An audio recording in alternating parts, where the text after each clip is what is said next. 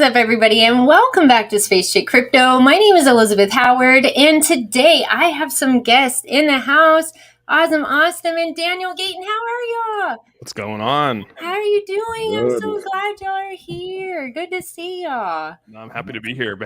How's everything going with you?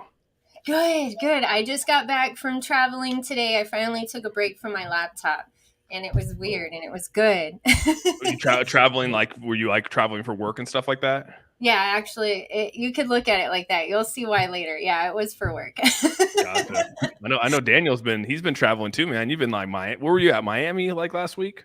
Yeah, went to Miami, and then I had to take a break. Jumped on a cruise. Had to cut the world off. Had to cut the world off for a little while. Been working too hard, so. Aww. Yeah, you are all over the place. I see you all over Twitter, and I see you all over. Both of you guys are always so busy all the time. Like, I saw Austin a few seconds before I popped on. He's on his phone. He's going. I know, dude. And you went, and it scared the hell out of me, dude. You're because I had it all the way turned up, and it was like, oh crap, here we go. It's like, I know. I was sitting here working, and then all of a sudden the music came on. I was like, damn. Yeah, it got me too, man. We're going into space. This is where we're at. Yeah, no, but thanks for having us on. I know we were trying to get. I don't know if is anyone else joining us, or is it just us tonight? I don't know. I left that link. Oh wait, here's Wadi. Yeah, we got Wadi. Wadi, what's up, buddy? What's going on, guys? How you? What's up, man? Hey. Daniel. Good to have you on in the space cabin. I space napped y'all. I totally did. I'm so happy. Y'all make me so happy seeing y'all here. Aw, thanks so much. You've been space snapped. I like it. Yeah, y'all totally have. Awesome. I love it. I see some comments already going before we even started. What's up, everybody in the chat? I saw some people asking questions. Dr. Rob. Tim Shea. What's up, man? Yeah, Tim. Tim is so cool. Oh, let's see. DNA, always showing love to everybody. Dr. Rob. Brave Crypto says, hello, space people. Nice to be here for the first time. Well, welcome to the space cabin. What's up? Hope everyone is having a great day and night. Okay, so this is the one right here. Are we going to see a new MMAI demo? I believe, Austin, you said we will, later. Yeah, we'll see it later. I could do it today if you want me to. I might have to do one edit to it before I do it. Don't show us. We don't want to see at all. No, we want to see it when it's ready. We want to see. We don't want to see anything halfway, not edited. We want to see that when it's up and ready. ready.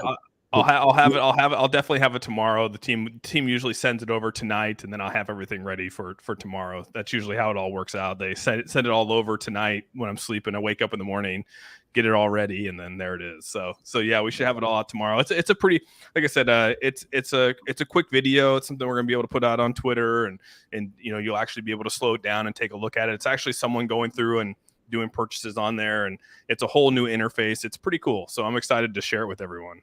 Nice. And that's going to be on your stream tomorrow, right? Pure yeah, Wallet I'll definitely pull it up, and we'll cover it on the stream tomorrow for sure.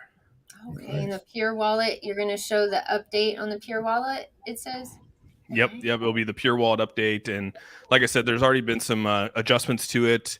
And the overall goal for the Pure Wallet is to make it its own wallet, just like any other wallet that we have out there. You're gonna have your own seed phrase, be able to download it on the App Store, and be its own wallet, just like SafePal, just like MetaMask, and that is the plan here. So I can't wait for that to actually come to fruition, though.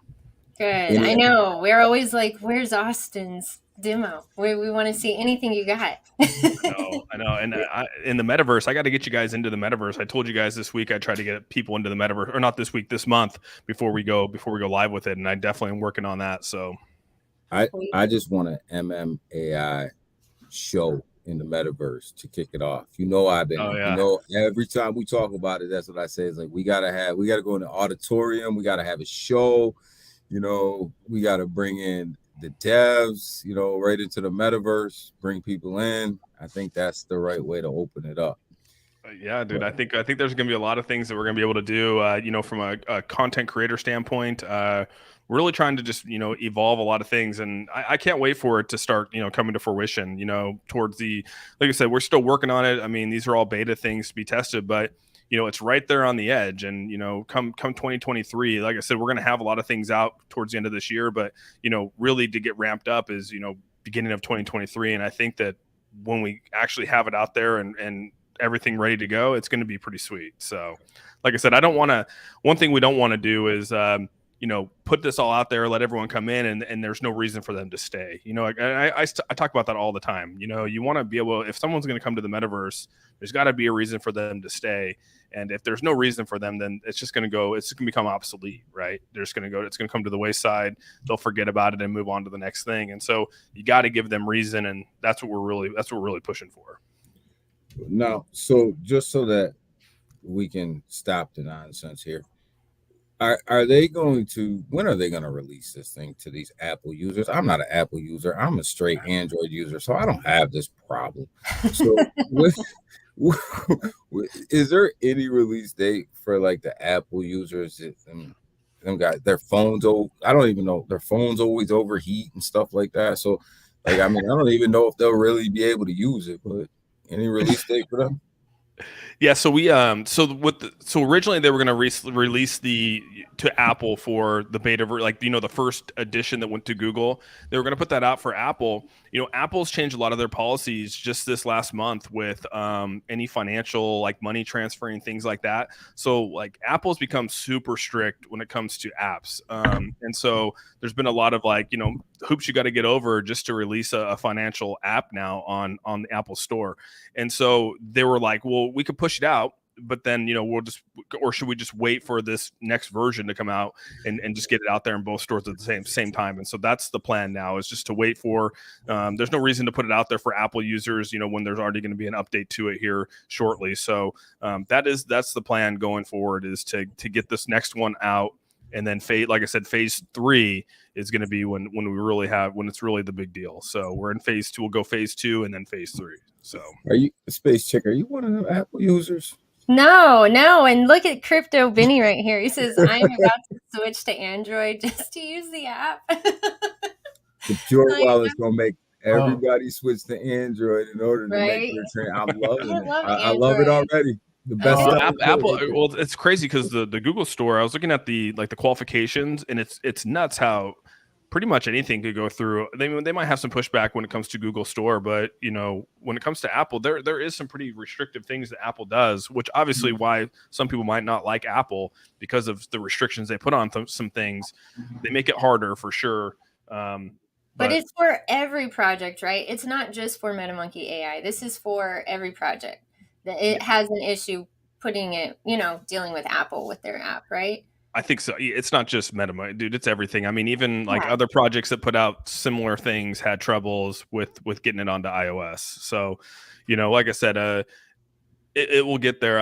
It's just a matter of I'd rather have I'm not a big. I will admit, I'm not a big fan of taking MetaMask and having to upload a private key into it. I mean, when you talk about like adopting this or using this wallet, like that's just an extra step that like new people coming into crypto would have no idea. Even if you give them like tutorials, they'll be like, dude, this is too difficult. Like, I'm not doing it. And so like I want it to be to where it's just a new wallet. You open up a wallet, you get your seed phrase, and now it's your wallet. Like that's what I'm waiting for.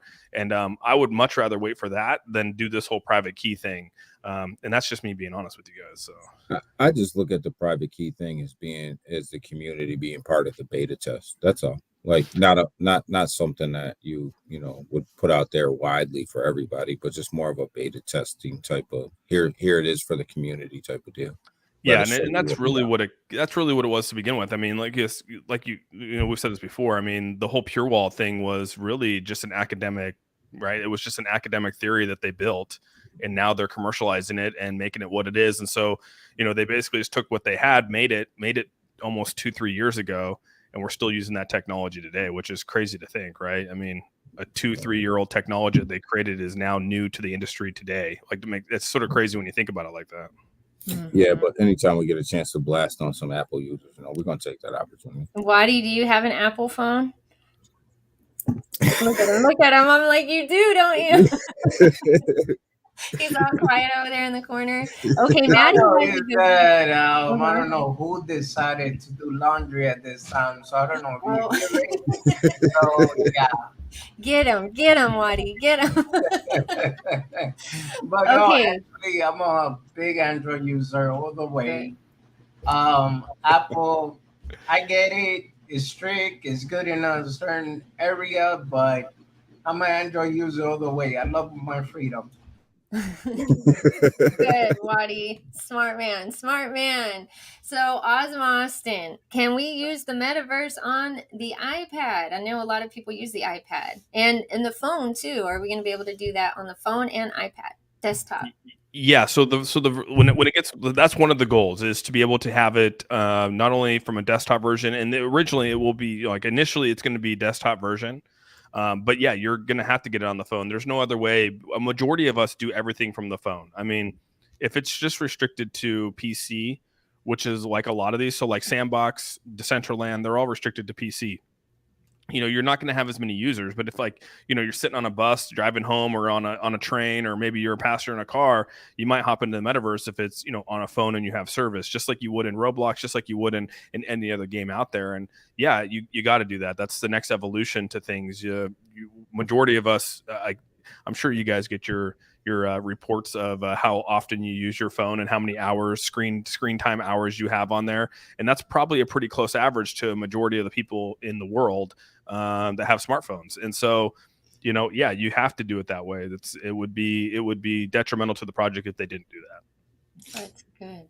That's good to know, because yeah, exactly. If it wasn't, I mean, that's just cutting out a whole population right there. Yeah, you'd have to. I mean, it's just like everything. You have to go back to your who's going to sit for 5 hours, in front of a PC. Some people do, obviously, gamers and things like that do. But I mean, a majority of us are working. Imagine, a lot of people that have to go in for their work. A lot of them on break or on lunch can pull it up and do whatever they do, just like any other game or app that they got. So, yeah, I think it's important that's something that they are really pushing for. So, and I think from an e-commerce standpoint too, to have it mobile and be able to go in there and shop and stuff like that, you're really going to want that on their mobile device. If you're really going to want people to go in there and shop and really, spend some of them valuable MMAI tokens in there, make that volume go up, then we're going to want that mobile so people can spend that money. Yeah. No, and I saw someone in here talking about the competition. Yeah, that thing, it's been pushed off. I think we're going to try to get together. We're going to be getting into, hopefully we can set down a meeting with a bunch of us to get together and talk about, what we could do from promotional, what we can do to bring competition. I know a lot of people are wanting to do some challenges and stuff like that, and some people don't want to do it. So I just want to put it on the table for a lot of people to bring in and start creating a think tank for us. And so that's sort of the answer to that question that was popping up there. So, okay. I just throw it out there. Like, I think we should have a meet and greet at like 100X. Like Miami or somewhere like that, like you say Miami, Orlando, somewhere. Just at 100X, at 1,000X, Austin, we're leaving the country. Dude, that'd be crazy. If it got to that, dude, it would be a game over for a lot of people. I mean, at 1,000X, you'd be sitting on like millions. Yeah. Maybe a 10X we get us a meet and greet. Yeah, 10X would be more. I mean, I'd be down with that. I'm not going to be making videos, I'll tell you that. 1,000X, I wouldn't be making videos either, right? You just move on, right? The news on my Android. 1,000X, best life. Yeah, 1,000X, I'll be chilling somewhere on my Android. I might check some other people's videos out who didn't get into MetaMonkey.AI, but other than that, I'm chilling on my Android. Good job. That's great. Good eye. Somebody else, okay, they asked the update. That's going to be later on, right? That update of the Pure Wallet. That's what you said. With the update of the Pure Wallet, I'm going to have it tomorrow, dude. Will be the update. We'll have the video. There's a video out there. We can talk about it. And yeah, there's going to be the online. There's already the online. I can tell you right now, there's the online offline switch on it. To where this can actually disconnect from the internet. Like, that's already built into it. So, I mean, like I said, you will be able to, until, like, I have to test it. You know what I mean? Like, it's one thing to see it on there, but to actually have it, use it, and see if, have it actually disconnect from it is going to be fantastic to see. And I can't wait for that to come through and people to see that and give feedback on it, because, if this really disconnects from the internet and from everything, like we say, Bluetooth, all that kind of stuff, it's game on, man. And no other mobile wallet like that. Because again, imagine like when you have a ledger, dude, like you got to, you put it in, you disconnect it, and you put it into your safe. But if you need that ledger and you're on a plane, you're in the airport and you need to do something, I mean, how do you get a hold of that ledger? Mm-hmm. I mean, there's a lot of things when you start thinking about it, like, access to this stuff, or access to, just your crypto in general, but also securing it. So I think this is just another way of being able to do that. Yeah, my ledger is something else for me to look after. I mean, when freaking Rodney, I called Rodney and I'm like, hey, dude, like, he's like, I was like, have you sold yet on a project? And he's like, dude, I lost my ledger. I was like, oh my gosh, man. He's like, I've been waiting for like 2 weeks to get my new ledger because they were on back order. And so he waited for 2 weeks and, obviously finally got one to put but I'm just saying, like, he lost, you lose your ledger, you got to wait for the next one to put your seed phrase into. And yeah, it's just like, oh my gosh. What about an old phone? What are y'all's feelings about putting like an old phone, putting your crypto.com, we'll say, because I use crypto.com and MetaMask. So putting those on there and just like putting it in a drawer and not downloading it on your new phone. What do y'all think about that? Is that like a ledger? I'm okay with that, because as long as the internet is off, you're good. Right.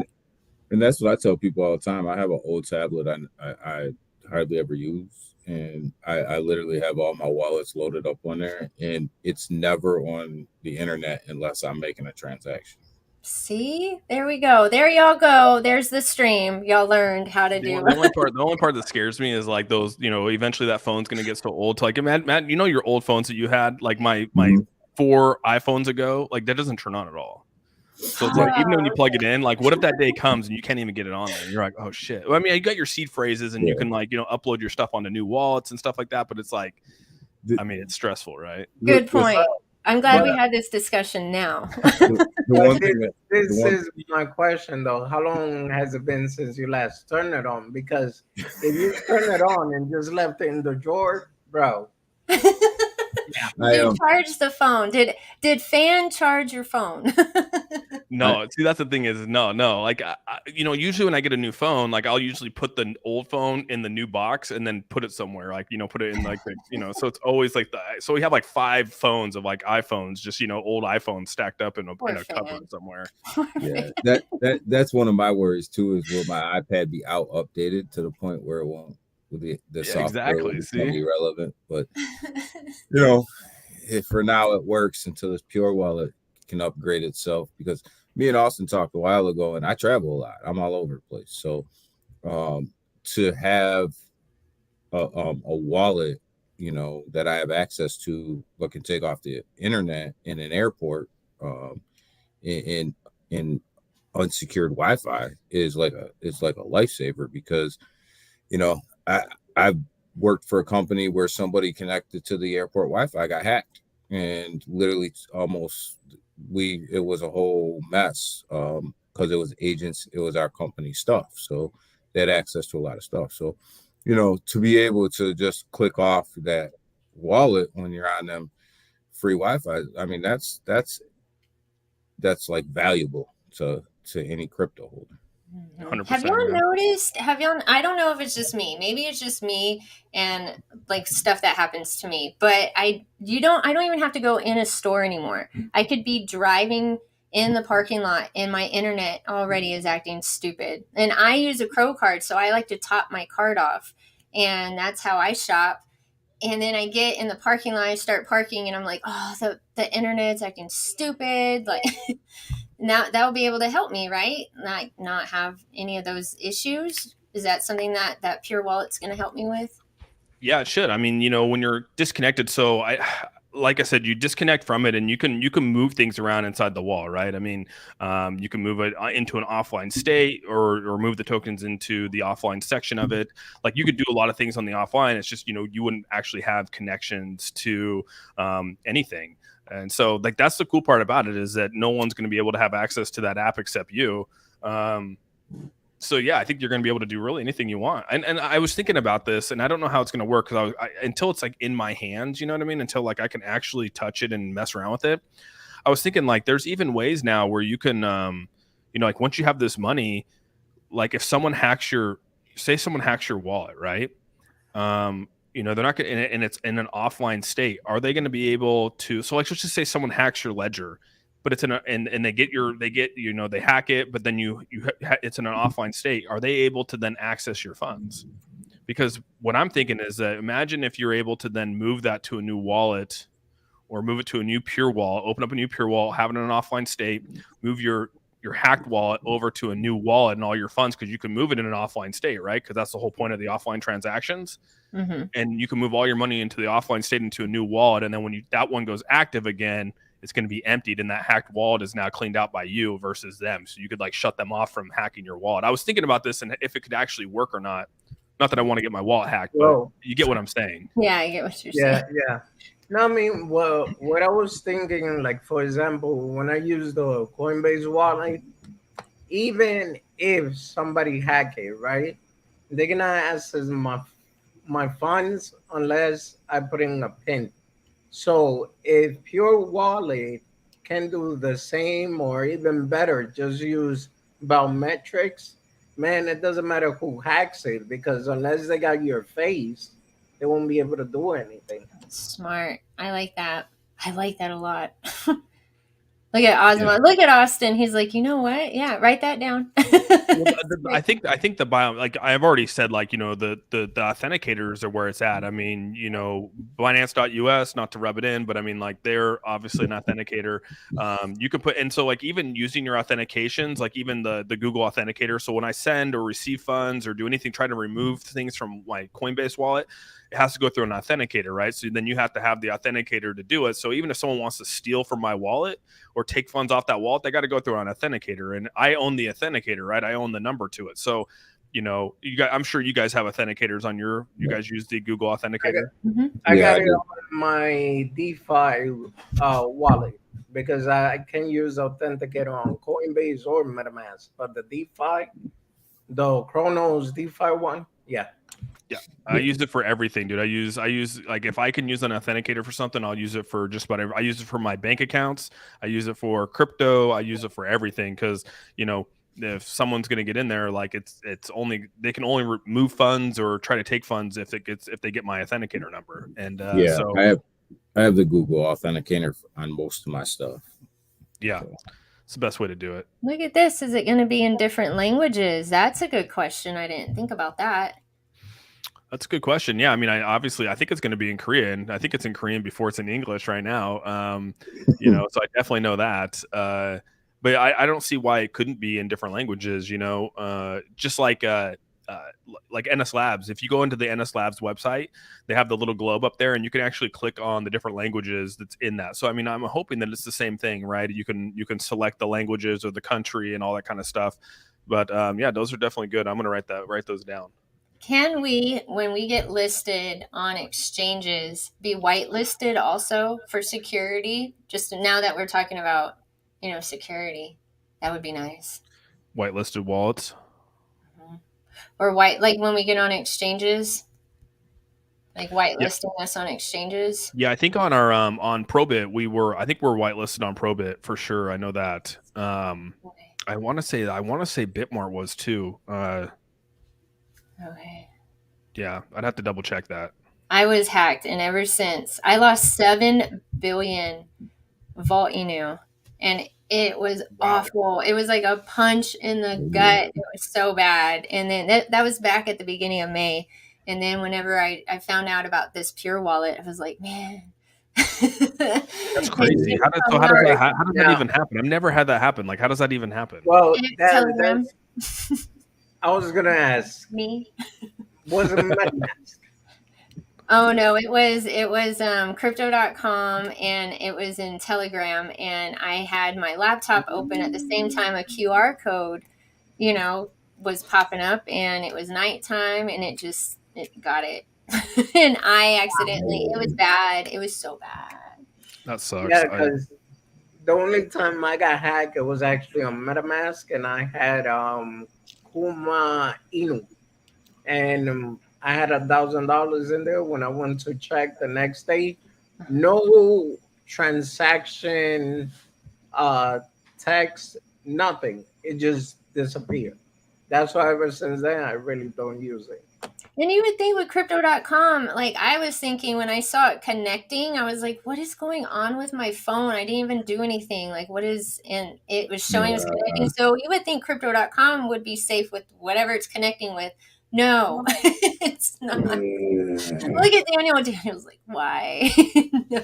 Yeah, I don't know. I've had good luck so far. You know. Good. So I good. I'm so glad. I don't feel that pain. Don't want to feel that pain. I feel sorry for anybody who's ever had to go through something like that. But you know, knock on some wood somewhere. I've been lucky so far. So far, so good. Safe, pal. Yeah, SafePal. Dude, I love Safe. So like SafePal, you know, MetaMask, even like your MetaMask. Did you not have a 2-way authenticator on your MetaMask, dude? Wadi, when you did that? No. Do you have it now though? No, I mean, I think that the two-factor authenticator just got added on, because if it was there in the past, I never saw it. Yeah, two-way authenticate everything, man. I do face. I do that's everything. What I'm saying. Like, I'm the same way. Even my Telegram, my WhatsApp, a lot of people get hacked, their Telegram or their WhatsApp, and you know, knock on wood too, but mines, they're gonna have a hard time getting through. Y'all hear that? Don't mess with Wadi and his WhatsApp. So Austin, is there any like time frame of when we're not gonna have to use MetaMask? I mean, are we looking like a year from now? Are we looking 6 months from now, 2 months from now? You know, I know we don't give dates, which is smart, but just like a rough estimate of kind of what we're looking at for. I'm thinking, I'm hoping, and this is just me. I'm hoping end of Q4. Okay. Yeah, so that's right around the corner. It's right around the corner. Yeah. To where we hopefully have like, cause you got to think, I mean, MetaMonkey is a business. Like they want to function like a business. And so you can't have a wallet where you have to go through MetaMonkey. Like I was saying, you can't take a wallet and have it and go to these businesses. Like, let's just say that they go to a company that's, you know, just any company, any e-commerce company out there. Maybe it's a small mom and pop shop, and they go to them and say, hey guys, we want to be your, we want to be your third-party provider for transactions, right? Whether it's fiat or cryptocurrency. And they go to them and then they say, hey, by the way, you got to download a MetaMask, and then you got to tell all your customers to download the MetaMask to then put it in. I mean, like, it's just a disaster. So like, if you're trying to make money, you got to have a product that's actually like easy to use, to where, you know, each people can download it, do certain things with it. And so, you know, and in order for that to happen, you got to have a finished product. And so before this can even go out and in front of the sales side of it to go sell this to other industries or other companies, it's got to be finished. And so, you know, they're working hard to get it finished because this is a business. They want to make money. They want to be that third party, you know, for a lot of these underserved industries and things like that. And to start making money as a company. And the faster we make money as a company, the faster we can load taxes, the faster we can move out of this meme coin into an altcoin and start really building utility with it. I mean, like, that's really the roadmaps to what we're looking at here. And so, yeah, if we can get it out by the end of Q4, I think we're going to do just fine. And that's what excites me the most, is that, you know, we have a big group of people working on this wallet daily. You know, I mean, they're working on the weekends too, which is crazy. Like, that doesn't happen in Korea. Like, they usually weekends are family time, you know, but a lot of them are working, you know, on the weekends to get a lot of this pushed out, because we're just trying to, you know, start making income as a company. So I want to make sure that's clear, that people don't think like we're just here to, like, you know, make money off of a token. Like, we are, as investors, we want money off the token, but this is a business. Like, they want to generate money. I mean, just like Elon's adding $8 to Twitter. I mean, he wants to make money. I mean, that's just how it is. I know people don't like that, but it's like, we got to be honest with each other on it, you know, whether you like it or not. It's a business, and, you know, either you use it or don't. So doesn't make me mad. I'll pay him $8 a month for my book. I know, right? I was listening to David Gokhshtein talk about it yesterday, and he was pretty upset about it. And I could see where he's coming from. You know, these people that have worked really hard for their brands, you know, they got the check mark, and it's like, you know, we worked hard for this, and like, you know, now it's just going to get given out to anyone. And I was like, I understand that. But then there's people like, I'm sure like you, like Space Chick, Wadi, me, I mean, even Daniel, when you get there and you get these people that start like acting as if they're you, and they're scamming your followers. Like, I battle that every day, and I'm like, I just want someone to know it's me, like not some fake account, you know what I mean? And like, that's all I want, and again, like even up and coming YouTubers or up and coming influencers have a brand to protect too, just like all of us that are building right now. And so it is nice at that point to try to, have some even playing ground with that. So I don't know how it's going to work. I can see both sides of it. I really can. And maybe I'm sure Elon listens. Like, he seems like a pretty good listener, and he'll want to, appease both sides. And I think he will get there at some point. He listens. He listens, and he finds his ways to dig on people. Like, he's trolling, Elon. Dude. He's trolling. I love Elon. Yeah, I think he's a genius. Yeah.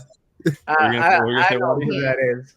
But I was gonna say, like, I feel like on the safety side is definitely cool, because how many accounts have I told you, look, a fake Austin, or like, it's all over the place. So yeah, I feel like the $8 thing is worth it, because at least your reputation will stay good to go. Because once they see that check, that means you're good. That's you. And if anybody else try to verify as you, they won't be able to. At least that's what I'm hoping. Well, that's the most annoying part is with Twitter, right? So someone will act as me, and daily I got to go fight these people, and then they ask me to submit my license. So I'm already KYCing myself every time I submit it to Twitter anyways. And every day I literally saved and pinned a picture in my wall, in my photos, because daily I was fighting these people to like take down another Auzome Austin, and it was like, man, like, again, I'm not asking for a check mark, but it just sucks when people hit you up and they say, hey, yeah, dude, I sent this person $100, and I was thinking it was you, and I was like, fuck, dude, like, sorry, heck, I didn't mean to. Oh no, you're fine. I was just like, man, like, that sucks. And again, whether that's true or not, that they really gave the $100 away, it still makes me feel like crap. You know what I mean? Mm-hmm. They have something like that here, or it's called Rolodex. I know for YouTube creators, like, they were trying to do something like that, but now that's gonna Elon's fixing to wipe out all these people working on these projects. Yeah, Rolodex. I forgot about Rolodex. I actually partnered with them for a while. They were really nice devs. I don't know where they're at now, but I don't either. Yeah, like I was telling Austin earlier that I was messing with somebody who was trying to act like they were Texas Tornado last night. And, I get a message from Texas Tornado, and it's got this little underscore on it. And they're asking me how I'm doing. I knew it was fake right from the beginning. And I tell them, great, and they give me the standard line, how's your trading going? So I give them my standard line. I just made $1 billion today. How's yours going? and, we get a little quiet for a little while, and we go back and forth. And then I finally messaged him and said, why are you trying to take my boy Texas Tornadoes? and then instantly I get the block. I got blocked. I'm like, why are you trying to take my? That's why I like when Bleeves. That's why I like when Bleeves. He'll post his trolling, and he'll like send them feet pics and stuff. It's so funny, man. Yeah, Bleeves is great. I love Bleeves. So Austin, make my day and go over this top up feature again and how that works, because I always like to hear it. I look at it like a mini blockchain in your pocket. I gave my same phrase to Austin's. So funny. So like, really the goal behind it, and that's one of the features here too, is that they want to be able to use the top up feature to where you could remove and add any kind of amounts of money that you want inside there, and not just from a cryptocurrency standpoint, but the goal is to have it to where you could do fiat too, right? So you can actually make online off transactions with money. And so it goes into this top up, right? It goes from your original wallet to a top up wallet. And inside that top up wallet is filled with basically liquidity. It's a token that has no value technically to it right now. So the token that's in this smart contract, there's no value. It's not like on DEX tools or things like that. It's literally just a token that holds liquidity for a pairing. That's all it is. And so when they move this into that wallet, it goes into a pairing, an equal 1-for-1 pairing. And so the goal, like I said, in this wallet now is to really make it USDT, make it USDC, have the stable coins in there to where you're actually using 1-for-1 value with MetaMonkey and those kind of things. So one of the big things was, hey, if we move this into MetaMonkey.AI tokens, which are in the top up wallet, if we get to that, how is it going to keep the value? Well, the thing is that when people really think about smart contracts and they start to think about tokens, Like they think that value has to be held to a token, and that's not necessarily the case. Like for you to hold value to that token, you got to actually put it on an exchange, or you got to, that's what you got to do. So when we go put it onto Uniswap or on Bitmart or on any of those, it will now hold value. But the rest of the tokens that are in circulation right now technically don't have value. Like, I mean, in all reality, if it's sitting in a wall right now, there's really no value tied to it. There's some in circulation, but when you actually then put that in the wallet, you don't have to necessarily tie value to it, but it will actually count as liquidity for that wallet. So these are all things that I was talking about with Dr. Kim, and I was just like, man, I never really understood that until this wallet thing happened. And so you could use anyone's tokens inside there. Hey, they go use Volt. They could go say, hey, give me some liquidity for Volt, and I'll take like 20 million of your liquidity, put it in there, and not necessarily have to tie liquidity to those Volt tokens, but it would count as circulation. So if someone uses those tokens, like they put $1,000 in that token, it would still count as $1,000 in that token, but it would act as if a pool, almost like pooling. That's all it is. It's just pooling inside there, if you want to think about it like that.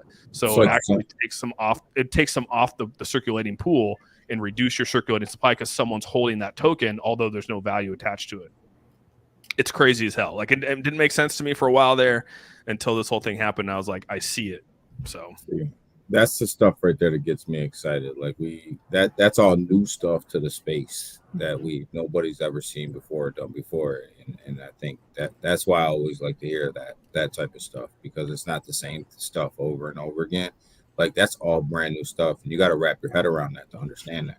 You do. It's a brain, like it warps your brain a little bit. Like you got to bend it. It's a brain bender. You got to figure out, like, it's not just a chart. It's not just crypto. It's a blockchain. Mm-hmm. Whenever we first came out, like talking about this, say we first came out, like whenever MetaMonkey.AI first came out, all the news about it was news. Like people were kind of bashing MetaMonkey.AI, like, oh, what is this? What is it? Well, guess what? It's making moves and it's changing the space.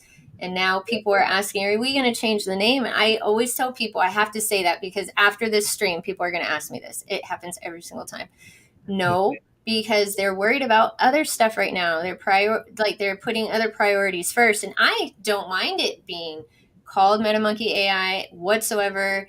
I like the logo. I like it. I like the name and everything. And plus, if you don't think it's cool, then maybe some people will scroll right by it and I can buy more. I don't care. I mean, worst case scenario, just name it MetaMonkey.AI and that's it. Take the crypto hunter out of here. Come on. I tell you, when I first heard about it in Austin, I said, Austin, come on, man, a monkey token, man. Like I mean, and I tell everybody, Austin, I'm mixed, man. You can't buy no monkey token. So that was kind of going back and forth. But then one person called it the Monkey Project, and then that was it for me. I was bought and sold on the name, and now from now on, I love this, and we're gonna be the Monkey Project, and we're gonna ride this monkey to the moon. That's all. And, you know what I mean? I hope they don't change the name. I hope they keep the name just the way it is. Once all that happened and once all that went down, I was like, no, we're gonna keep this name. We're gonna keep this name. Yeah, we need to keep it. Just leave it. Y'all got other shit to worry about. You know what I'm saying? And I think a lot of the branding is already out there. It's starting. It's MMAI. I mean, MMAI Pure Wallet, MMAI Metaverse. Like you're already starting to see that out there. So like, you call it whatever you want, right? MetaMonkey, MMAI. I think that like I said, it doesn't really matter about the name for me as much as it matters about just what they're trying to do, the use case behind it. And like sort of like Cool and Chris said here, is that a token is just a smart contract at the end of the day. It is. That's all it is. And you can do a lot of things to a smart contract to make it work for you. When you look at these other things like SHIB, Doge, those kind of things, I mean, those are renounced contracts that you can't make changes, and that's why a lot of them are stuck in the way they are. Again, and they open this contract to not necessarily change the dynamics of the contract on how it's traded or any of the token, the tokenomics that we hope to get rid of eventually. But the thing is to also adapt this token to whatever we want to do, and that's the whole point of this, is to make it usable in any whether it's through Metaverse or whether it's through a wallet. And that's what excites me about this. I don't care about the name. I know people want to dog the name, or they think it's cheesy, or they think it's like, okay, that's fine. But I mean, like, look what the team's trying to do here, and like, look at the business plan behind it, and then decide for yourself, And if the name is really turning you off that much to not buy it, then I'm not here to convince you to buy it. You know what I mean? No, go to the next one. Honestly, yeah. What is this? Pure chain? When pure chain? What do you mean, Cool and Chris? What is That's this? blockchain. That's blockchain layer 2. Right? Yeah, a lot of people were saying pure chain because we got, pure wallet, you got pure coffee, we got pure. So then everyone's saying it's the pure chain for the layer 2. And I don't know, maybe it will be pure chain. I don't know. What do you think? I mean, even if they have monkey chain, it's gonna be no. Yeah.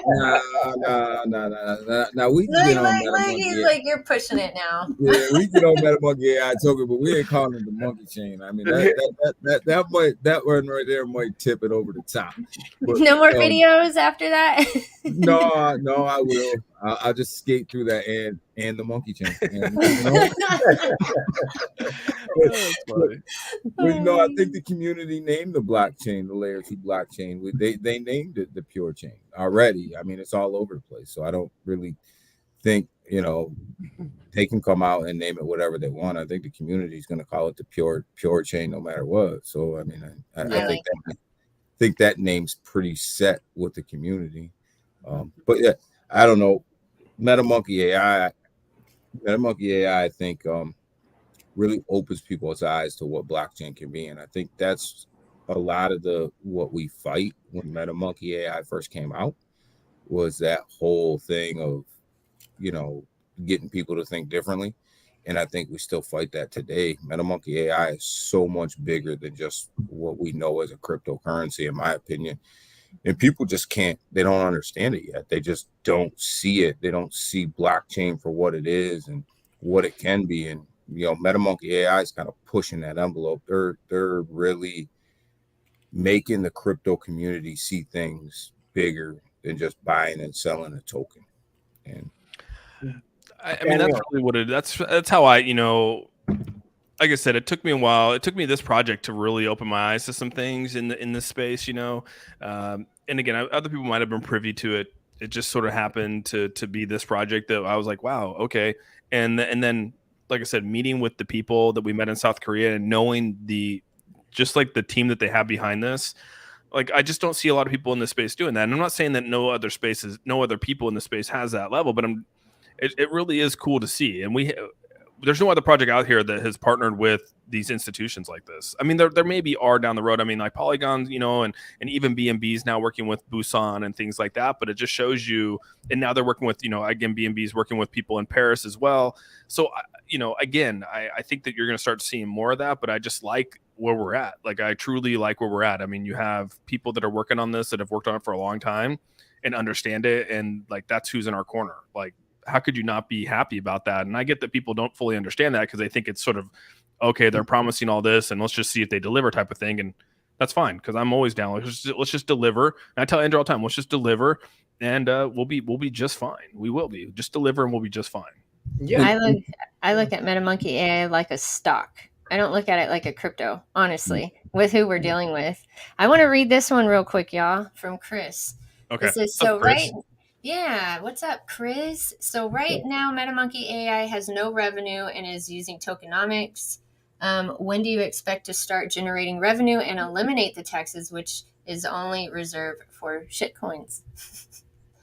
Yeah, so like I was saying earlier, you might have not been here yet, but with the Pure Wallet is one of the big things here because it's a money generator. So the Pure Wallet is really, the goal behind it is to act as a third party between transactions. So that's like MetaMask. I mean, MetaMask is the same thing. I mean, it's just a third party transaction between an exchange or from a decentralized exchange and yourself, and then they take fees off of that. So the Pure Wallet's the exact same thing. However, the goal is to also make it into the e-commerce side of it, or just like small business side. And for instance, the first industry that we're going to go after is the marijuana industry, because again, they're underserved. They don't have any transactions to where you can actually swipe a credit card or take credit and pay in crypto. So this wallet is actually this new phase that has USDT and USDC built into it now. So there will be pairing in this wallet, this updated wallet, so where when you swipe, you can actually convert your stuff into USDC. So if you go buy, let's just say you go buy a product for $20, you could then use $20 in fiat, which then would pay over into, or swipe your card and it would pay over into USDC or USDT, which would then be the store taking it as USDC. And so that's through the pure wallet transactions, right? And there is a third-party layer built into this. So again, there has to be a processor from fiat to crypto, and then in between there's that transaction. So you build in the fees, and so we're going to be taking the fees off of that. Like, we're not going to be blind to that. I mean, and whether those fees are 3%, 7%, I don't know what they're going to be, but there's going to be a percentage built into there, and the company takes that percentage, just like MetaMask does, just like SafePal does. When you go into your gas fees, when you go into your transaction fees, MetaMask is taking a chunk of that. Like, it's not like they're just doing it for free. And so that third-party transaction is really going to be the drive. Like, this is what Pure Wallet's going to be. It's going to be a third-party transaction for anything that we do, both from an e-commerce standpoint and from a Metaverse standpoint. It's going to be everything that we do on our ecosystem. And like I said, if you're sitting on the marijuana industry right now is a $60 billion industry. Even if you were to get 1% of that, not even 1%, dude, just 0.5% of that, that's enough to sustain any business at this point. So Great. We'll see what happens. Like I said, I can't make promises on it, but that is the goal. And that's, I'm hoping that we have the finished product by the end of Q4. And again, that's just me speaking, and the devs haven't came out and announced that. I'm just hoping, based off of what I see, it's end of Q4, beginning of maybe January, somewhere in that ballpark. And that's a pretty quick turnaround when you think about we just came out in September. So I'm pretty happy with that. And I don't talk to the devs. Well, maybe I do, but you do, man.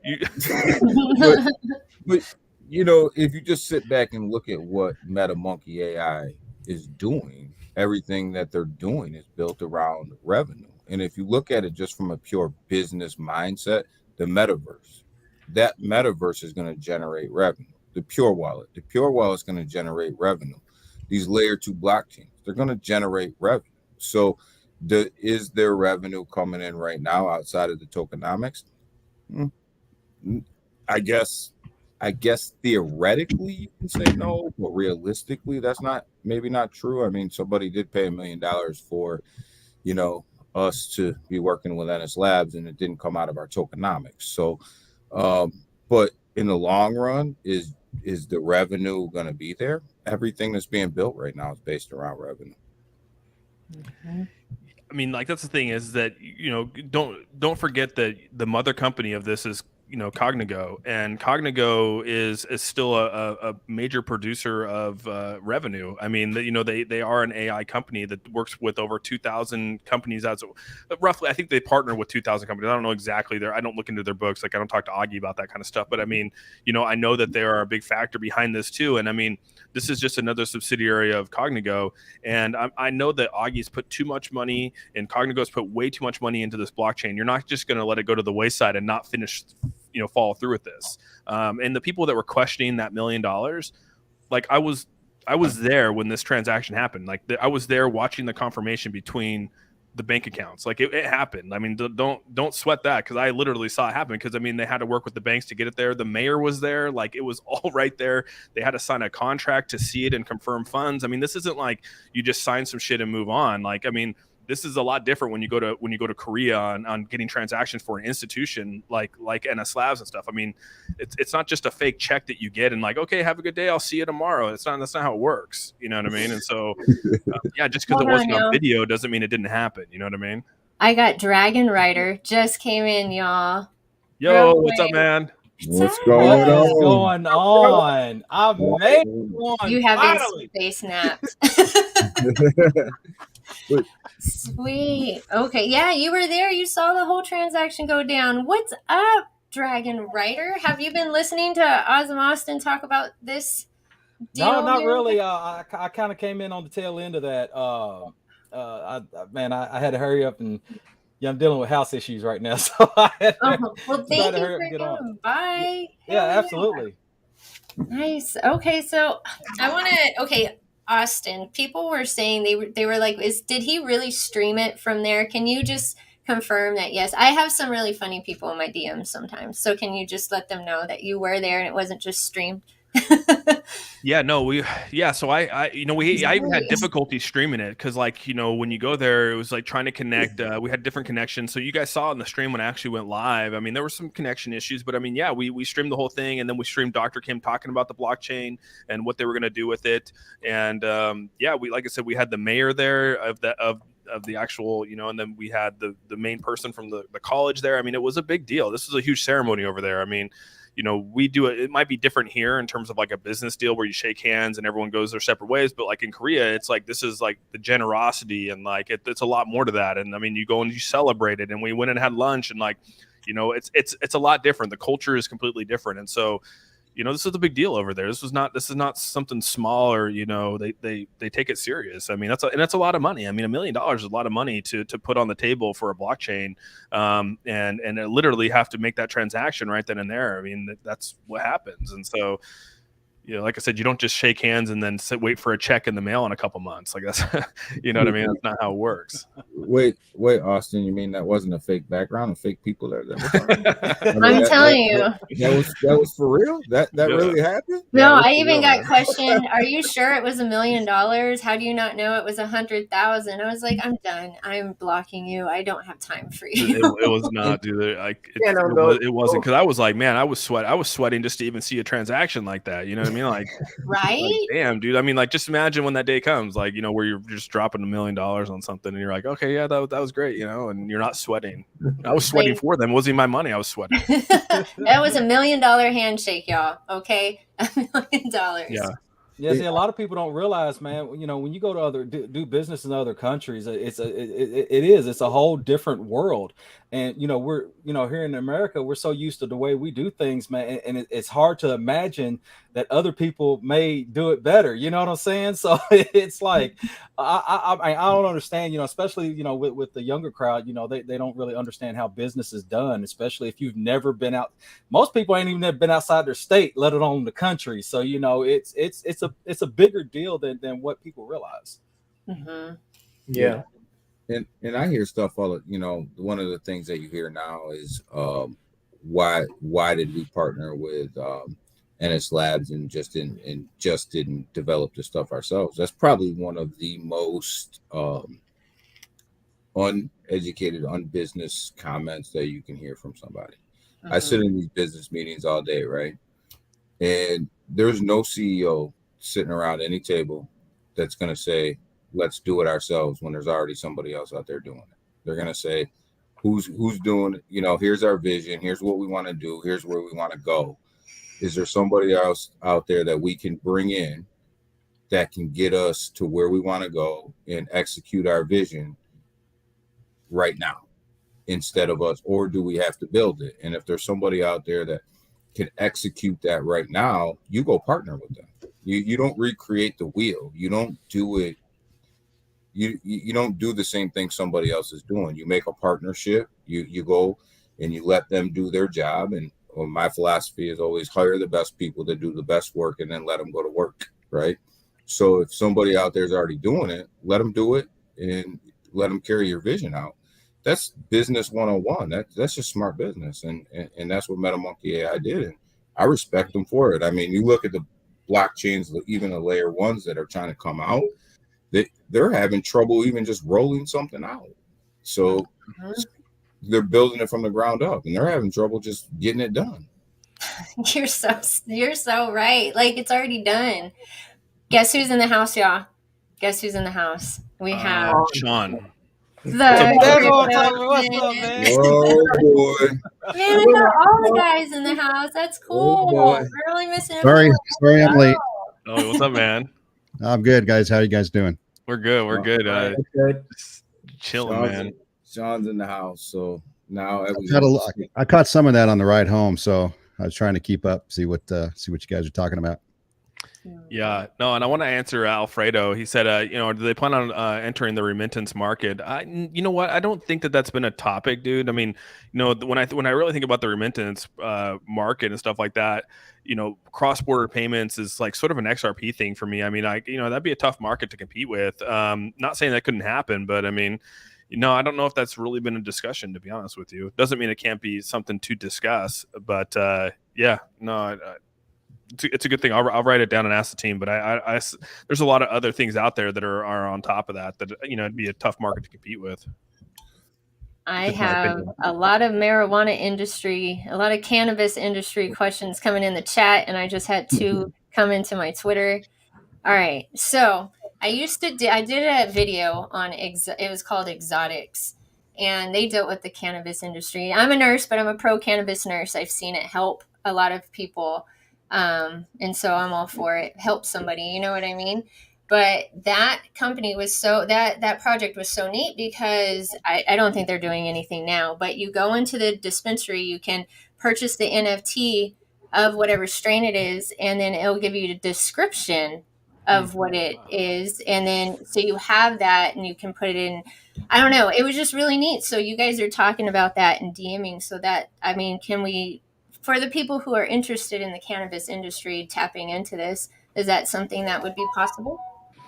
Yeah, I mean that's the goal is to. I mean that's one of the biggest things I think we're going to go after is go and attack this market because it is a underserved. I mean a lot of the third party service providers out there don't engage in any of this kind of stuff. PayPal doesn't want to touch it. Venmo's not going to touch it. Square's not going to touch it. You go down the list. I mean they can't find it. And like I said, there's.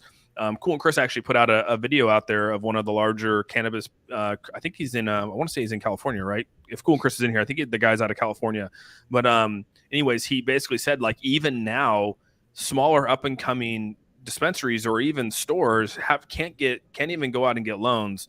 Space one of my customers are nurses.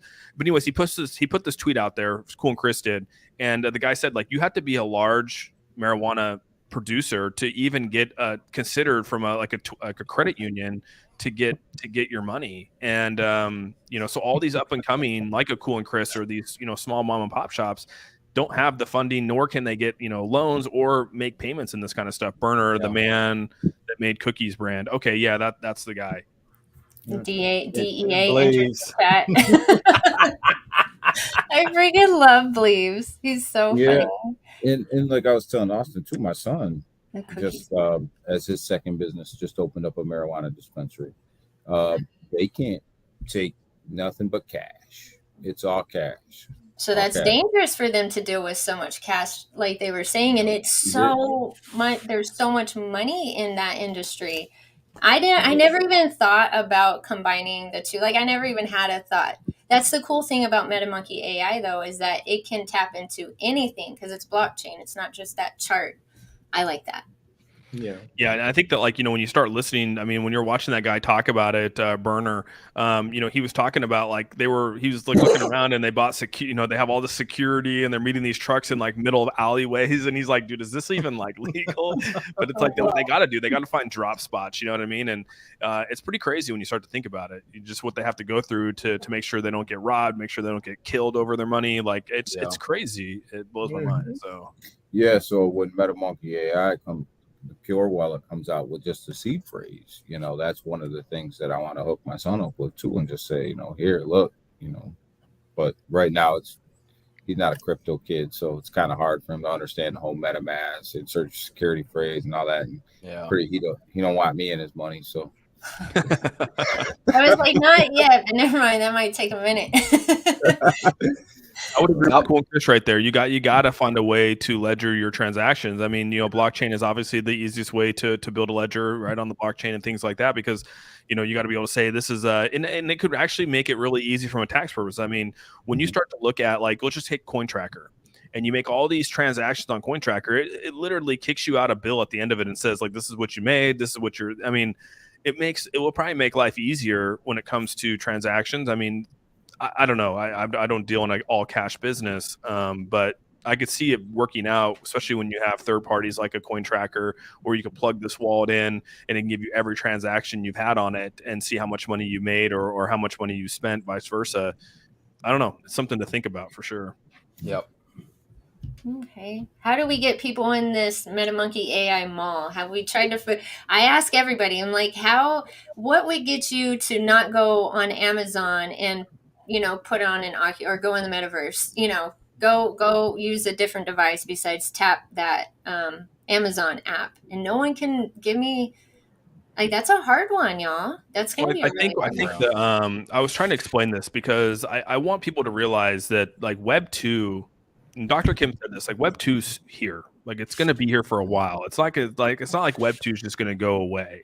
So like, logging on like to StreamYard right now, which is Web 2, like we're on a Web 2 right now. Like this is going to be here for a while. This isn't like all of a sudden tomorrow, like everything's going to convert over to Web 3 and we're going to be waking up in the Web 3 type thing. So there is ways to be able to take Web 3 and adapt Web 2 and Web 3 together to where when you're in a Web 3 type feel, you still have access to Web 2 and sort of intermingling them.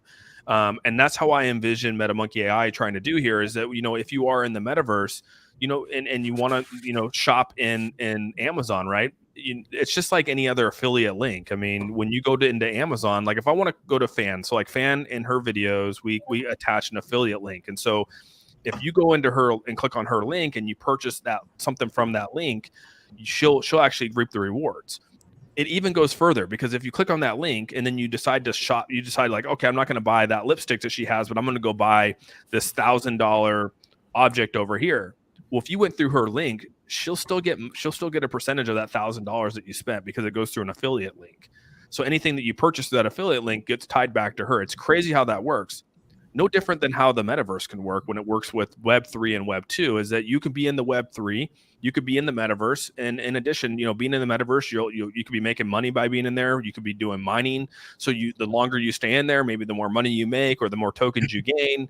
Like there's a lot of that built in there. So maybe you don't want to leave the metaverse. You want to stay in there to keep making money. And so then you're like, okay, well, I'm going to go to Amazon inside the metaverse, and it pulls up as a Web 2 in the metaverse, and you're doing whatever you need to do, but you're still through the metaverse. Like there's so many things that you can do. And again, you could still be doing all your different things and have, picture in picture type stuff.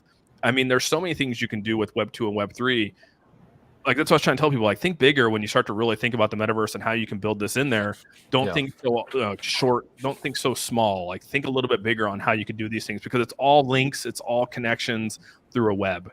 And you can intermingle those things pretty quickly. And it took me a while to finally figure that out, talking with Dr. Kim and them, but it's there and it can be done. So I'm excited for that. Yeah. I keep telling people all the time how big this is. This is way bigger than anybody can really fathom right now.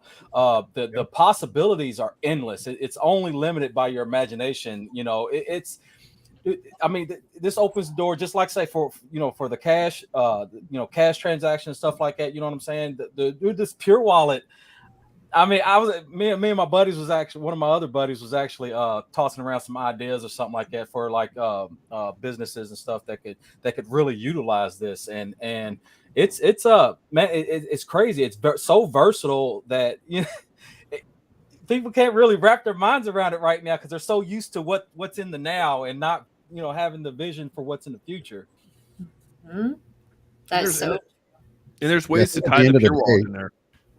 I think at the end of the day, it's still going to take a long time to get adoption, and just like crypto adoption, we're this is 13 years right going for crypto, and what are we 4% in the U.S. I think and me just thinking outside of myself and everybody that I know, I don't know anybody personally that would have any interest in getting into the metaverse, right? I mean, they don't know anything about crypto, and so we're gonna kind of run up against that.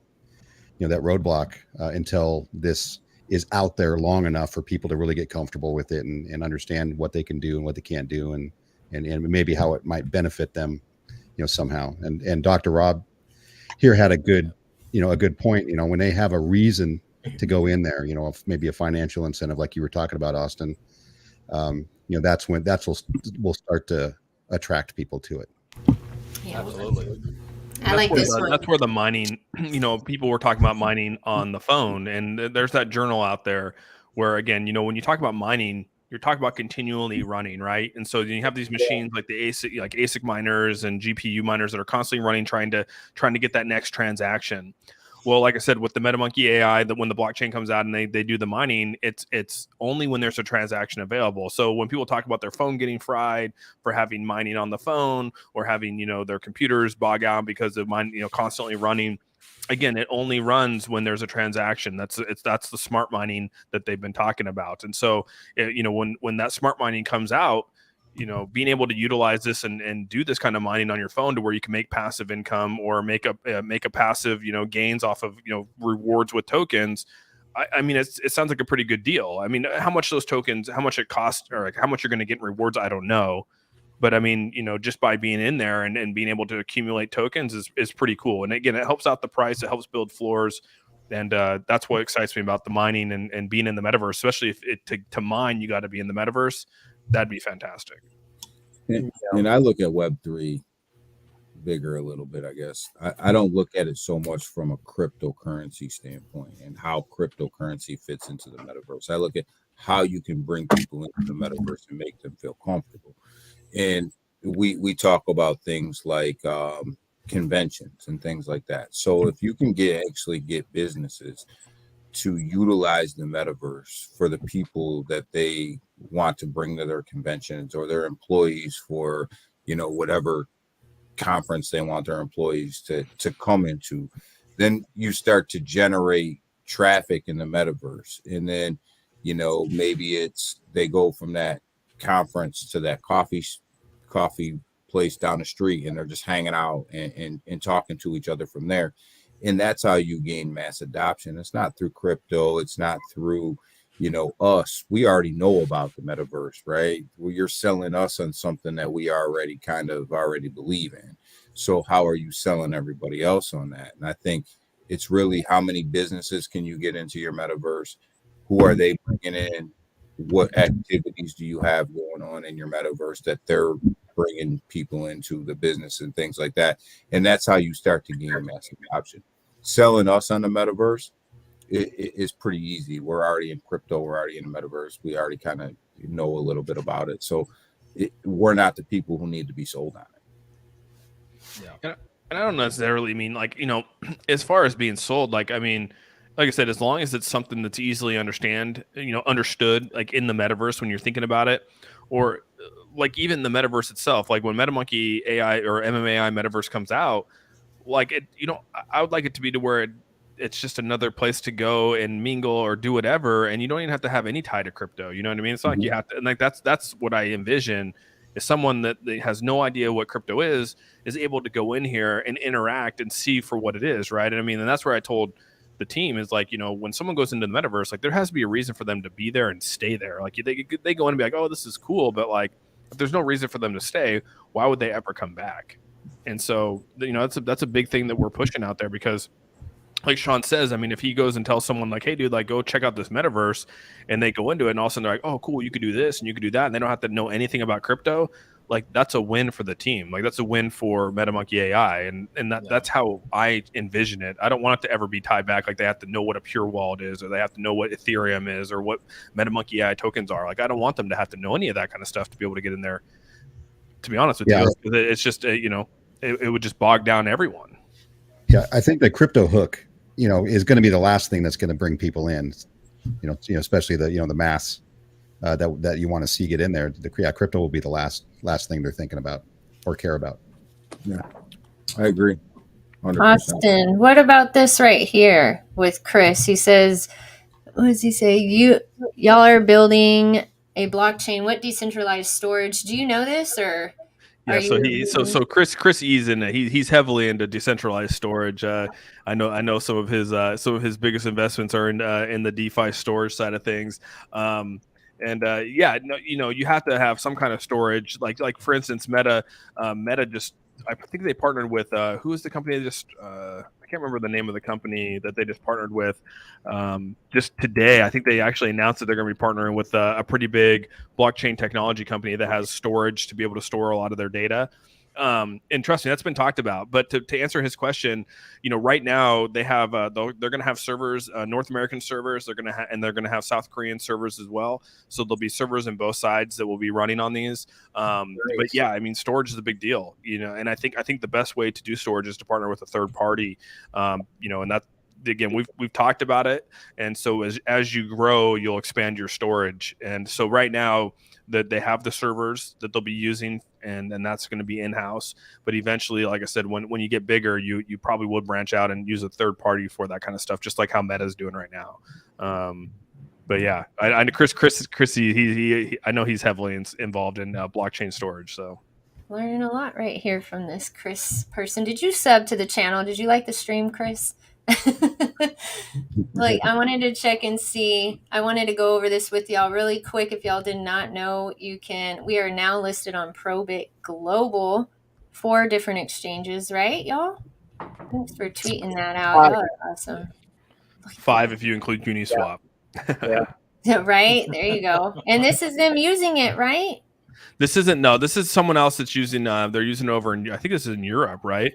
But this is very similar to sort of like what the future is going to look like for crypto transactions when it comes to wallets.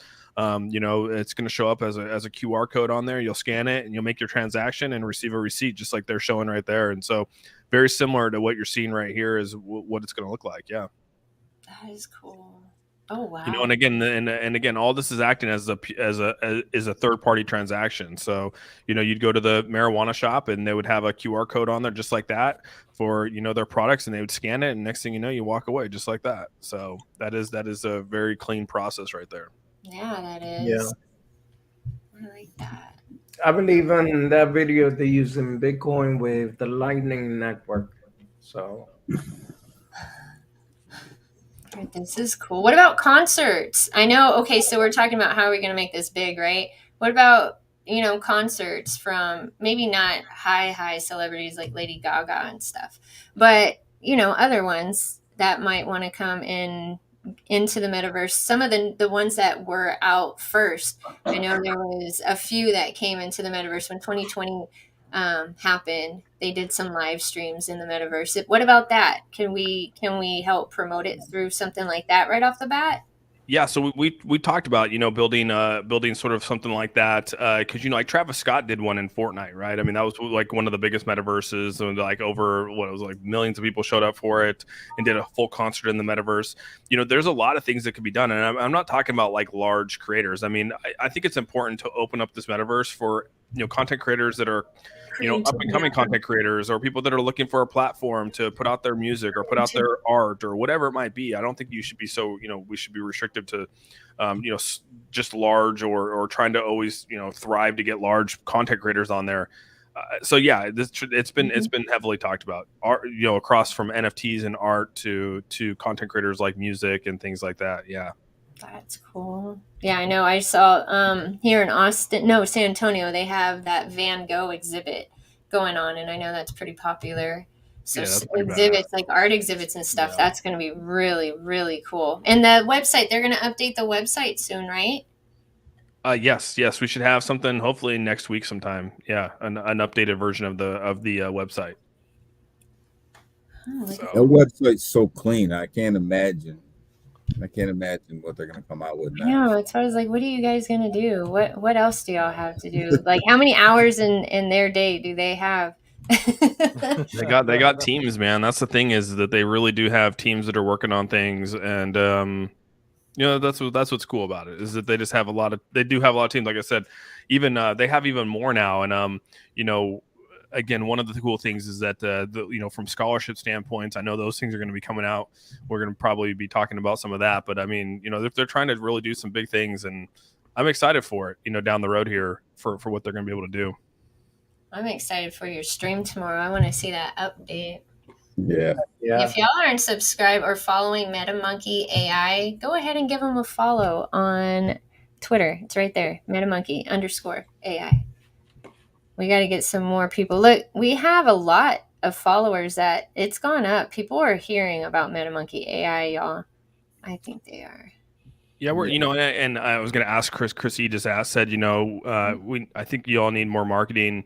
We've sort of slowly been doing this. I keep saying this. I know a lot of people sort of want there to be this, us to go on these, call groups and these, big time, whatever you want to. It's just not my thing. And I mean, maybe some people like that, some people want that, but I just never wanted to pump the chart like that, because again, I think when it gets to that level, it's always hard to redeem yourself on that, especially in a market like this. And I just felt the strategic side of it was to not do that. And again, everyone has their own opinions. I'm not saying my mine's right by any means. And I think a lot of us have probably agreed to this. I mean, we could probably all sit here and agree that like that's just something that's always happened to charts, and I just didn't want to do it. I just didn't want to. I didn't want to go to call groups. I didn't want to like do these pump and dump type groups. I just didn't want to do it. And yeah, you know, there's some other things that we could do, but I think the most important thing is having utility to be able to go out and market that utility. You know, it's all words and word games until there's actually utility. And so we can go out here and scream from the top of a mountain how great we're going to be. But, you know, you still got to deliver a product. And I want the product to be able to come out and change the movement of the charts, not just because we went to a call group. And I think I've always said that. I think I always stand by that. And that's what I want. Couldn't agree more. Yes, I think that was a very, very good move that you guys didn't go that route, because we see it all too often. You know, these call groups, they come in and they get a whole bunch of people hyped about it and everything, and then of course before they call, they buy in, and then they get all these others, and then they dump, and then everybody that they brought in dumps, and it just really, really looks bad on the charts, and it scares off a lot of investors, and I mean that really sucks. You know what I'm saying? Too many people are just too impatient to realize the longevity of an actual investment rather than a quick buck and making some McDonald's monies and getting out of it. You know what I'm saying? But you know what I'm saying? We still have a lot of investors that sees the vision, and I mean that's what we want. We don't want them to come in and just make a one little green candle and then dip on us. You know what I'm saying? We want people in it for the long run, because that's the only way we're gonna make it. I mean, imagine if we had no more holders being added. Sorry, Sean, if I cut you off there. Imagine if we had no more holders being added to this, but then the utility comes in and we're just, we're climbing because of the use of the actual token. I mean, does holders really matter at that point? Or is it based off the utility, the use case of the token? Because if you're in Nigeria and you got 10,000 Nigerians using this and they don't know anything about crypto, but they're using the Pure Wallet and it's increasing the usage of our MetaMonkey.AI token, everyone's like, what the hell is going on? Doesn't mean that you have to understand crypto to be able to create value for this token. And that's what I'm trying to tell people, is that when this thing start to roll out and these things start to happen, the chart's going to change because of the use of this token. Like, that's what excites me the most. Not to go out there and try to get these goals of 10,000 holders and we need to get it up to a 50x or 100x. Like, that's great, but like, let's do that off of actual utility. Like let's do that off of people using this, not necessarily off because we decided to get 20,000 holders. Like, I mean, yeah, it'd be great, but that's not the say all be all to this for me, and it never has been. And people get that confused with me. You know what I mean? And so sorry, Sean, whatever you're going to say, man. Sorry about that. No, I was just agreeing with you guys. I think it's too early for marketing. There isn't enough out there for, to showcase, to market. I mean, and who are you going to market to? You're going to market to people who look at the chart and say, how am I going to make quick money? Like Dragon Rider's saying, and the chart doesn't look that great. So well, why am I going to get into this? Look at this chart. Unfortunately, the masses get in once it's pumping already. Like, they don't get in on red candles. They get in on green candles after it's already going up. So I think it would be wasted money, marketing and wasted energy right now for that.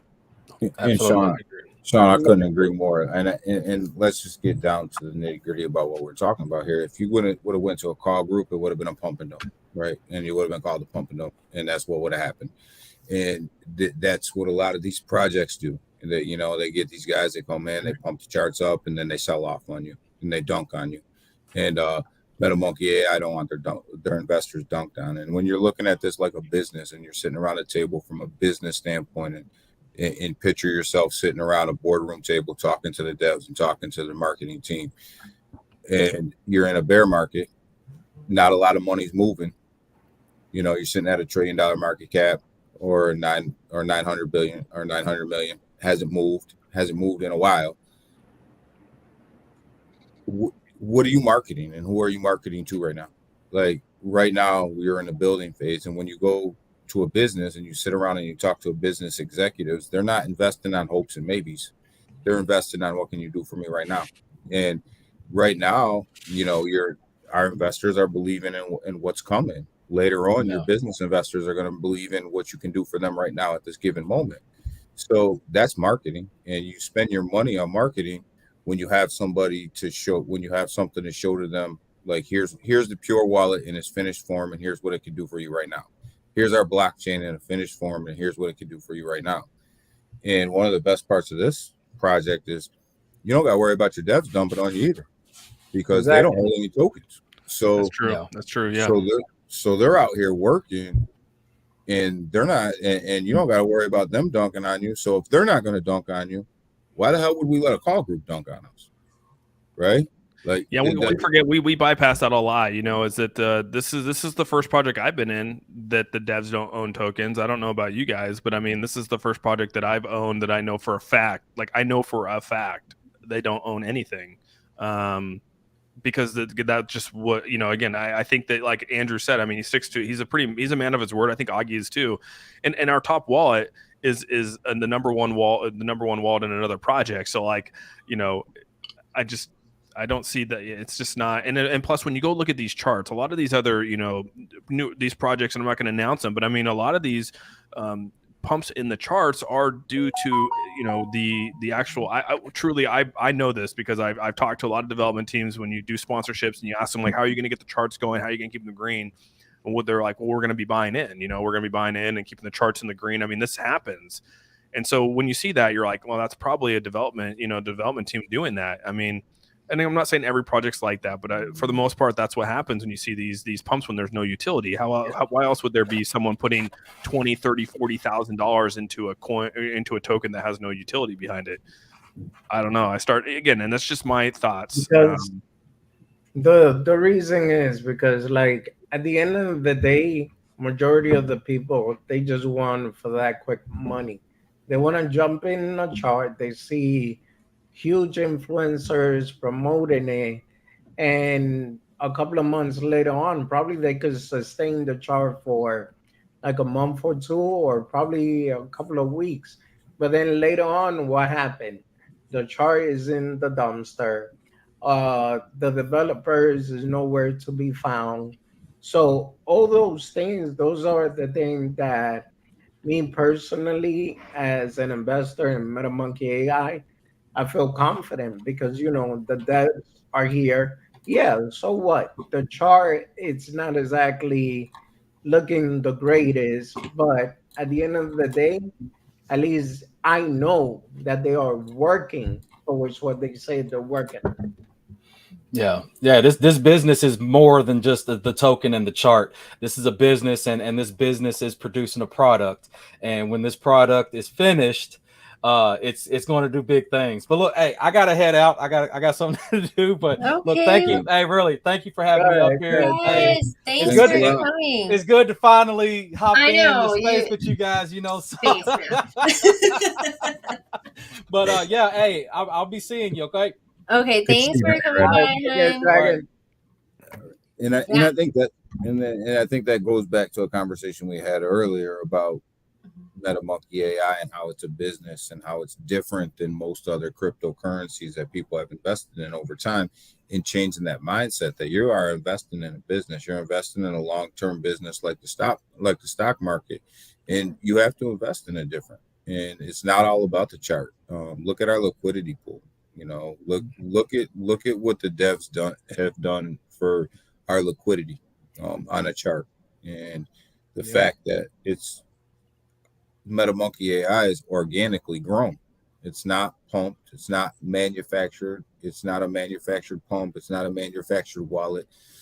While it's pumping the charts, it's literally organic. Yeah, we dropped. We dropped. We took a big hit, you know, when the taxes were lifted and the, you know, market crashed, but organically we're climbing out of that hole too, and we're climbing out of it with holders that are adding to their positions from pre-sale. We're climbing out of it with new wallets and new holders, and all that's organic. I would rather take that slow grind and know that them people are there for a while than take a quick pay for somebody to pump my chart real quick and then dump it right back to the same spot it was before I paid them to pump it, right? So this is organic. So yeah, it's going to be a slower grind, and we're going to grind it out, you know, and that's okay. There's nothing wrong with that. That's the payoff will come when the utilities roll out and everybody else is FOMOing in, and you're already in. So, and a lot of people are in at below pre-sale price. So you're welcome. I think we've held pretty strong at the 1,000. We're at what, roughly, like, so we've lost some holders, during this whole sell and things like that. But it is nice to know that, like, the top wall. I mean, and you could say it's a whale. I mean, because they're a top wallet in here. I mean, they hold $30,000. But when you go compare to other top wallets to ours, like, you just don't have, like, $30,000 really isn't that much compared to a lot of these other projects with what their whales are compared to liquidity. I mean, that's the thing is that, like, when we talk about liquidity here, like, if this top wallet decided today to cash out his $30,000, he would get probably close to $30,000 minus his taxes, because there's not going to be a huge price impact, because the liquidity pool is true to what the holders are. And that's what I'm trying to tell people, is that that's what's so important about our liquidity versus our holders, is that you can compare our liquidity to market cap ratio. And I think that we're in this space, dude. Trust me, I've looked through a ton of projects, and the market cap to liquidity ratio, no one's even close to ours. No one's even close, dude. Like, we're talking almost 70-75%, if not more, than most. And it's crazy, but I don't know. That's how I look at it now. So does it matter to somebody here's the question that investors need to ask themselves. If you have $1 million sitting in a project and you can't cash it out, do you really have $1 million? Absolutely not. No. You don't have $1 million until it hits your bank account. Right. So if there's not enough liquidity in your project to cash out the wallets that are in it, that's a problem, right? No, and that's sort of what I was saying. I mean, and I'm not going to bring up, Saitama, for instance. I mean, Saitama has like $3 million in liquidity, but their top 4 wallets all have over $1 million. So I mean, like, yeah. And then the remaining like 100 are anywhere from, like, $500,000 to 100,000 or 100,000. You know what I mean? And so, if everyone decided to cash out, like, there's no way they would be able to actually fulfill what's in their wallet. Like, there's just, the price impacts would be too insane. Even if that main wallet decided to cash out, he'd probably take home maybe like 1/4 of his like wallet at that point, maybe. So it's crazy when you start to really think about it like that. Yeah, that's one of those reasons why I think market cap doesn't make any difference to me. Market cap's a joke, I could care less about market cap. Market cap's a joke. It took me a while to realize that, but I mean, it really is just a way to inflate your token to give you ranking inside coin market cap.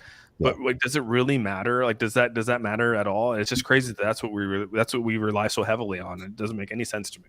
And if you have a token with reflections, your market cap's not real, anyways. Space Big, if you can add my screen to yeah, because I want to also show something real quick. Just one sec, guys. Hold on. All right. Of course. What you got, Waddy? So are you nerding out on a chart over here? Right. No, I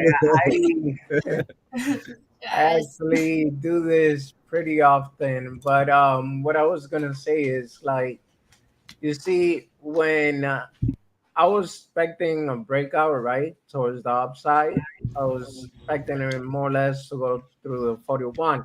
Now, what I also expected, if it broke down to the 28 level, I expected it to touch around the 22. Now, what I want to say is, look how nicely it's sustained. And this is a 1-day chart. So we're talking about 1, 2, 3, 4, 5, 6, 7, 8, 9, 10 days, right? And if you keep going down this road, the same thing. And it just has a very strong support, in my opinion, around this area. And it didn't go below it when we see other tokens that continue dipping down. Is it possible that maybe due to the bear market that's going on, it could dip a little lower? Yes, but so far, what I like is just that it has been sustaining itself around this area. Mm-hmm.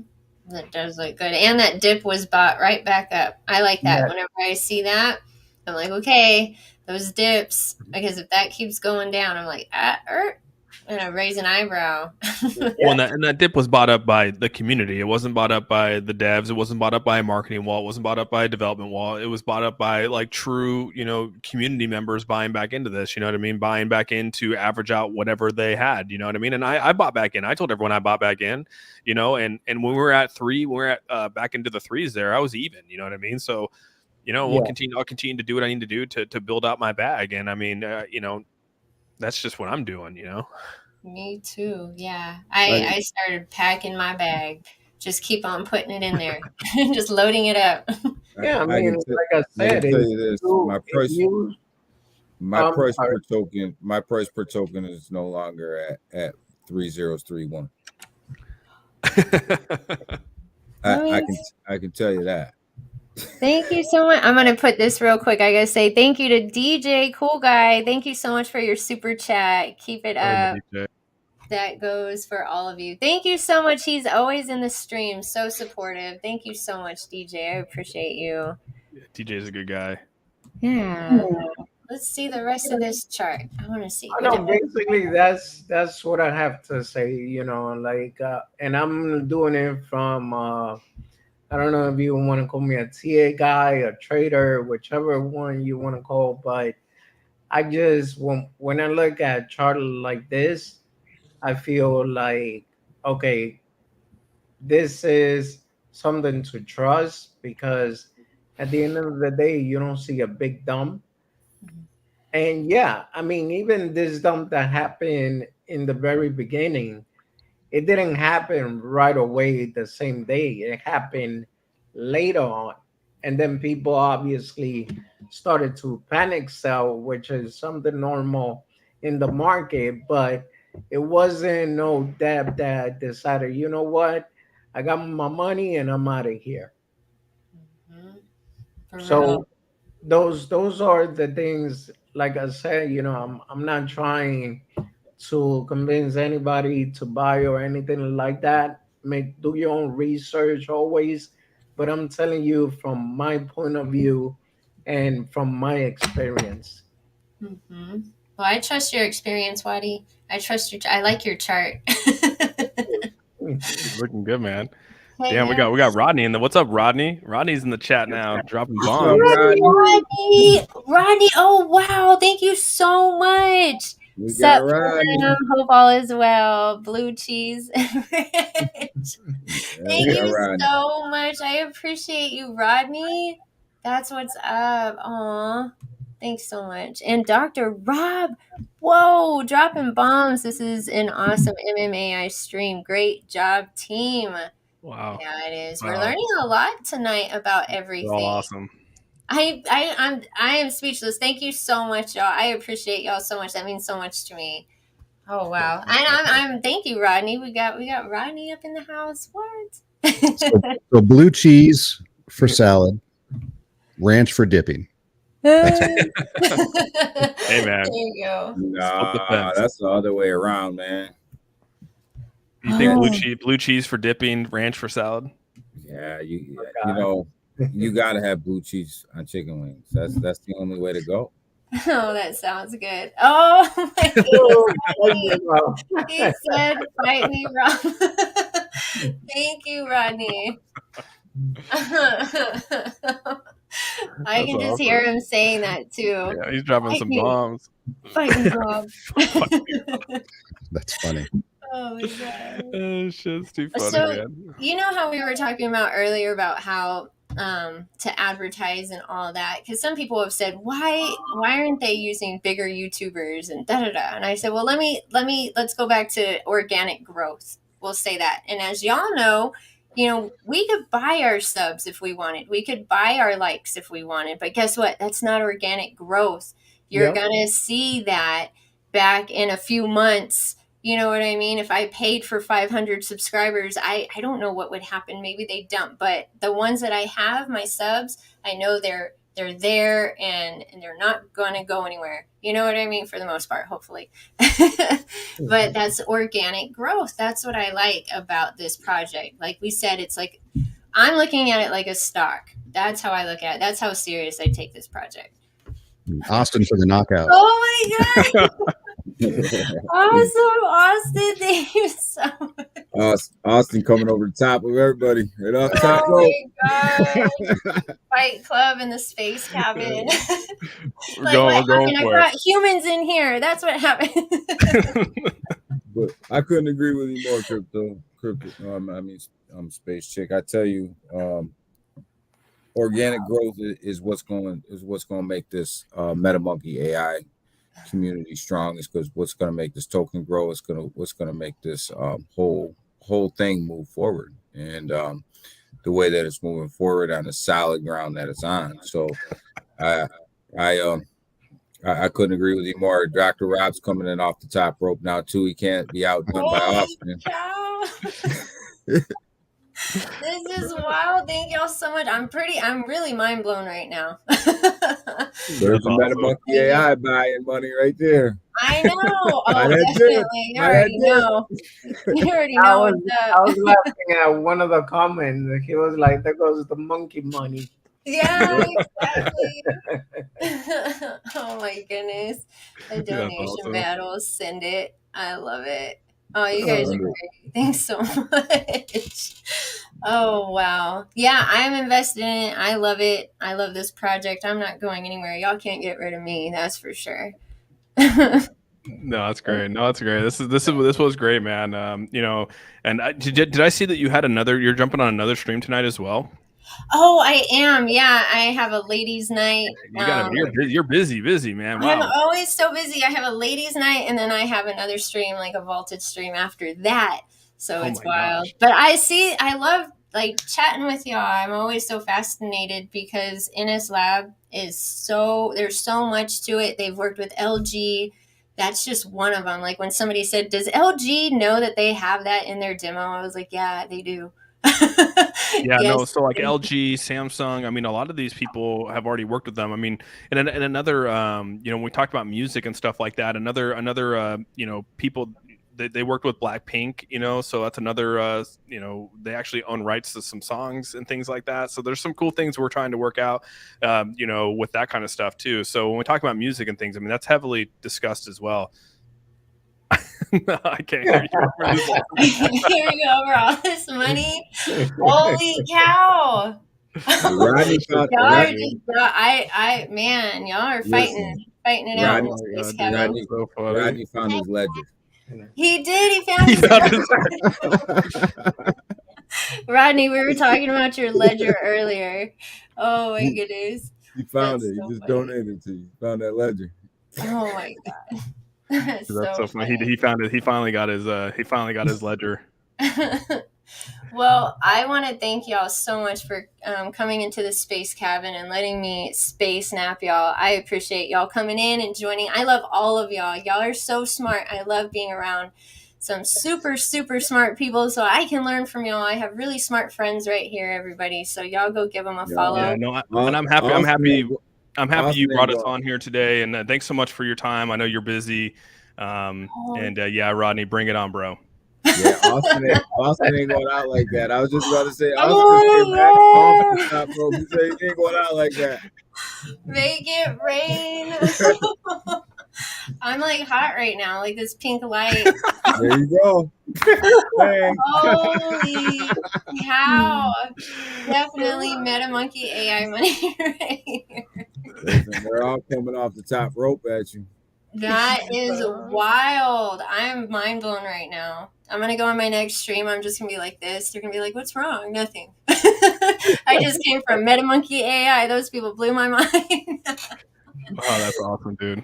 Oh, that's great. Rodney's over there putting his password in his ledger right now. Hold on. What do you mean? What do you mean? Hold on 1 second. He's about to donate. We were totally talking about you earlier, Rodney. In a good way. Yeah, no, this has been great. I'm happy. I'm happy we all came on here. You guys are awesome for donating. Rodney, Rob, got DJ, all of them, dude. Thanks so much for coming on here and having us on here and talking about MetaMonkey.AI. It was fun, dude. And tomorrow will be cool. We'll have a little, some little demo out there for everyone. And super excited for what we have here in the next couple of months. So. Yeah, I'm excited. Thank y'all so much for joining in. And if I have a space cabin or whatever, I'm just going to drop a link. Y'all jump in. I know sometimes I talk about some other stuff like AI or whatever, but y'all are always more than welcome to pop in because I know y'all know about this stuff because you're in MetaMonkey.AI. So y'all better hop in sometime.